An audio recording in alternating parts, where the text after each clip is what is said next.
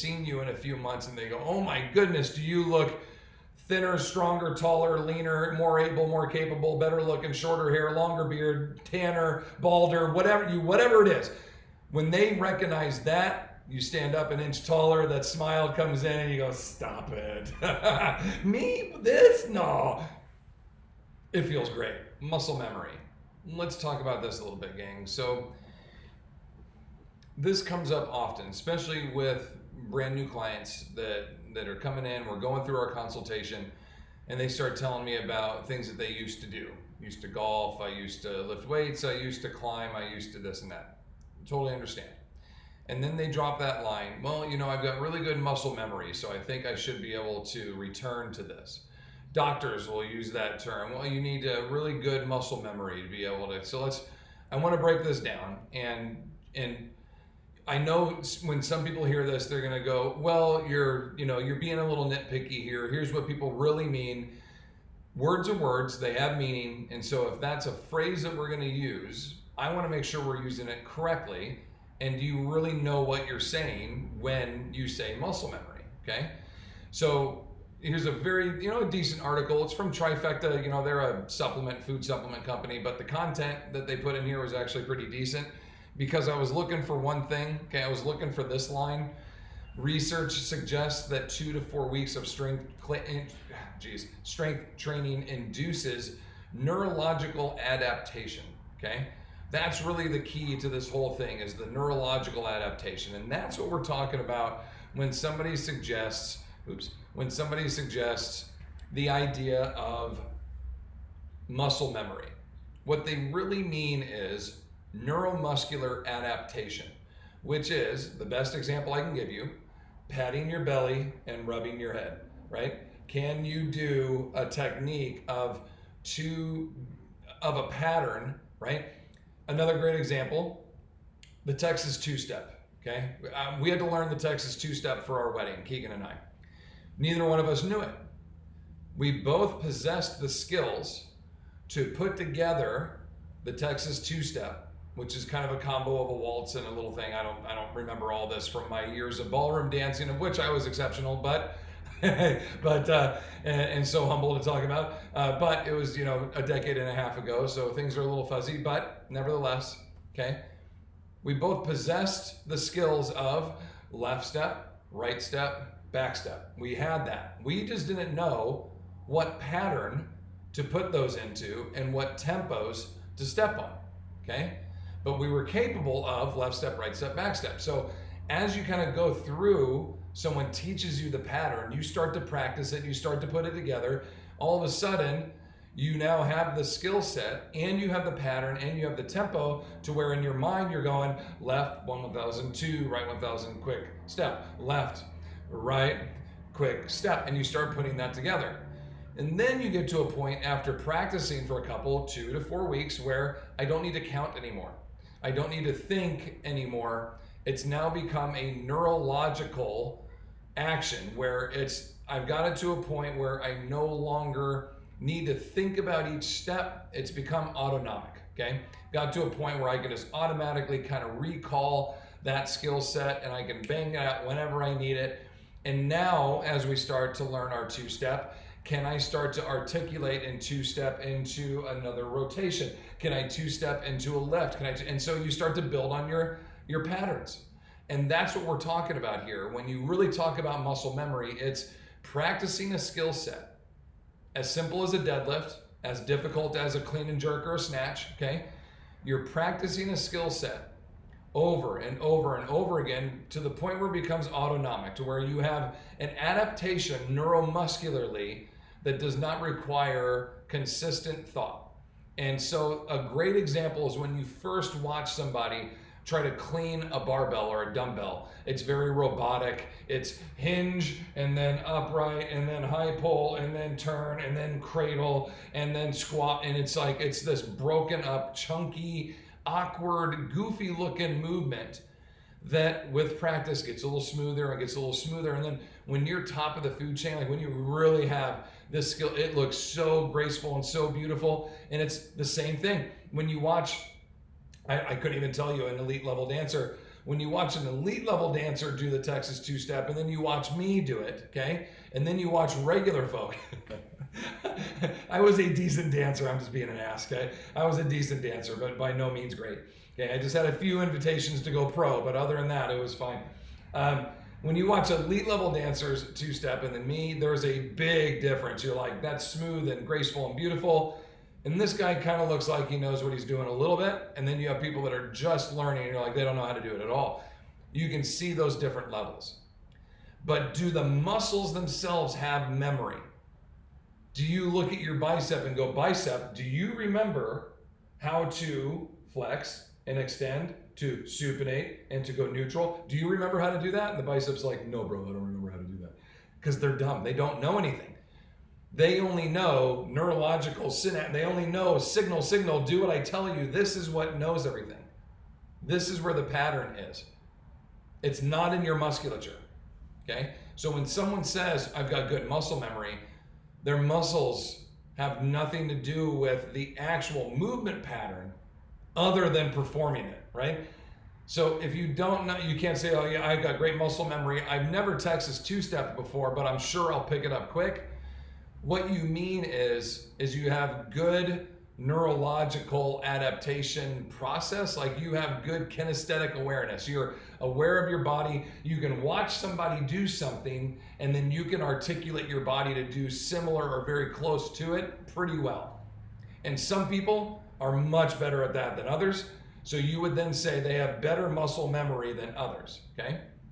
But it doesn't mean if I've never done the Texas two-step that I can't learn to do it just as gracefully or as beautifully as most people. Not elite level, those are special folks. And you could become that, right?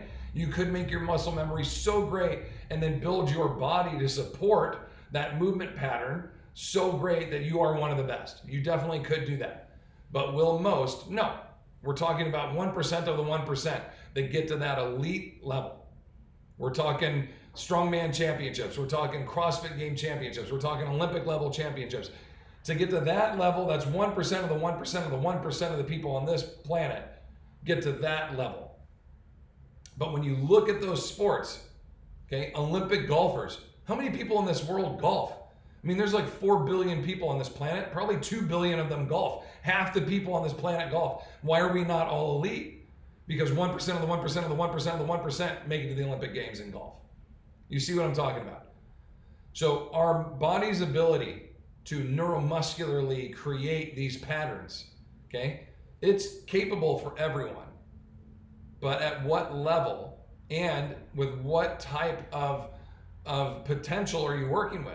Are you dynamic and explosive? Are you better with endurance? Are you better with power? It just depends on your skill set. And every great once in a while, someone who's exceptionally gifted, body-wise, body mechanics, finds a movement pattern, a muscle memory, if you will, that connects to their heart and their soul on a dedicated level. When all three of those things come together, you get Tiger Woods, you get Andre Agassi, you get Michael Jordan, you get, the elite level individuals. You get the best of the best individuals. And then there's a level right below them of really, really, really good. And then there's really good, and then there's good, and then there's like recreation, okay? As Conor McGregor, the great Conor McGregor once said, there are levels to this game.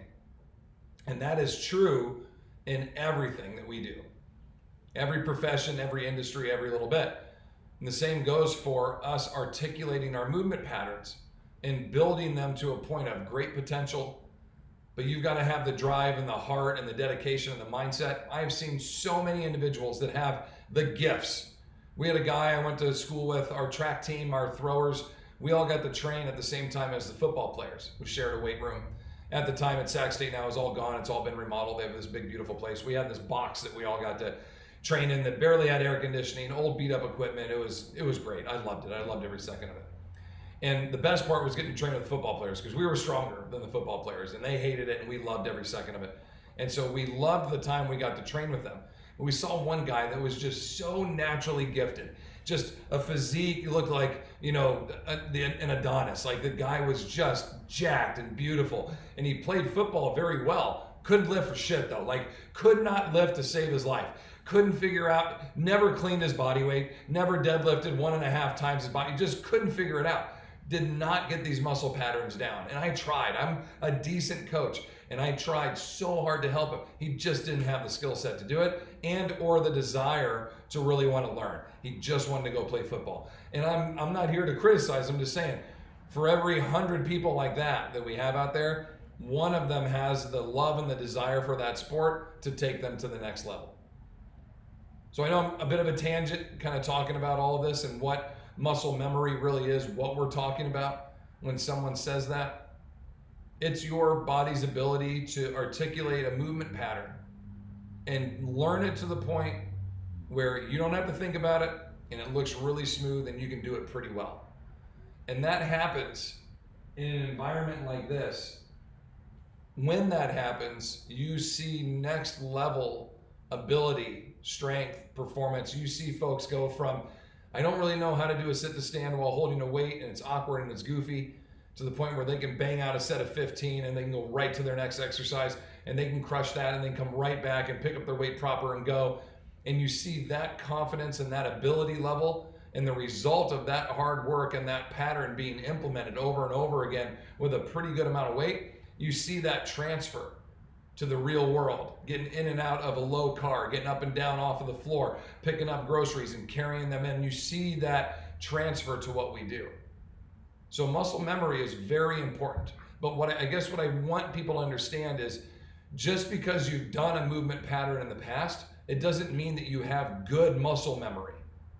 It just means that you might have learned that pattern and it's still in there. The memory of how to ride the bike is there.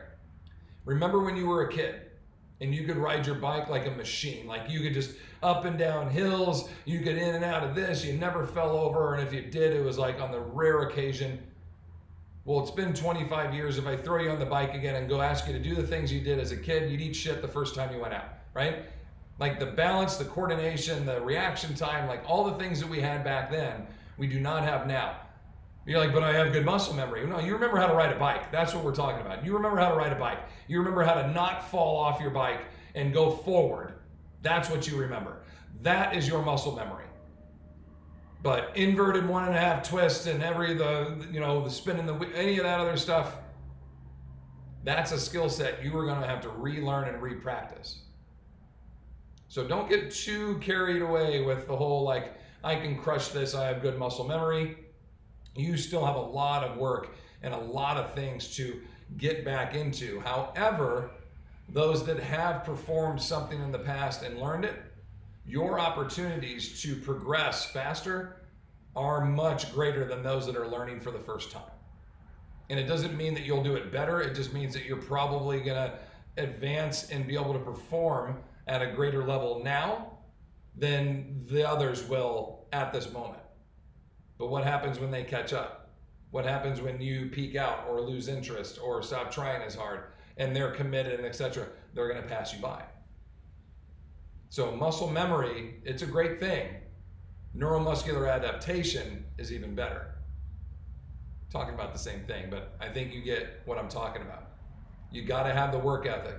You got to have the movement pattern down. You've got to have the desire to want to get better at it. And you've got to have the right plan and the right practitioner and the right environment and the right people around you to really like maximize your potential to make all of this come together and improve your performance to take it out there into real life. It sounds like a lot of work, and it sounds like it'd be difficult, and it probably will be. And I'm not trying to crush your dreams or deter anyone. It's just the opposite, actually. Because when you do, and you get to feel that level of success, and you get to carry that with you out into the real world, and there's nothing greater, let me tell you this, 100% truth, it makes you feel better and makes you want to work harder than when someone recognizes the changes that you made in yourself. When that someone hasn't seen you in a few months and they go, oh my goodness, do you look thinner, stronger, taller, leaner, more able, more capable, better looking, shorter hair, longer beard, tanner, balder, whatever it is. When they recognize that, you stand up an inch taller, that smile comes in and you go, stop it. Me? This? No. It feels great.